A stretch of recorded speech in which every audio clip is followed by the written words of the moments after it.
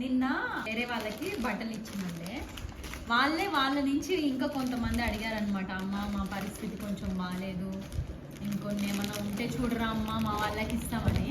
ఇంకా వాళ్ళ కోసం అని చెప్పి ప్యాక్ చేస్తున్నాం. అయితే కొంతమంది అసలు ఎట్లా అయిపోయినారంటే టూ మచ్గా పర్సనల్గా నాకు మెసేజ్లు చేసుకుంటూ ఇలా సతాయించడము.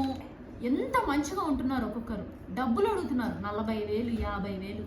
స్మార్ట్ ఫోన్లు వాడుకుంటూ వాట్సాప్లు పెట్టుకుంటూ వాళ్ళ డీపీలు చూస్తే అసలు నా డీపీ కూడా ఉండదు, అంత అంత హైలైటింగ్గా అంత బాగుంటూ కూడా అన్నన్ని వేలు అడగడం.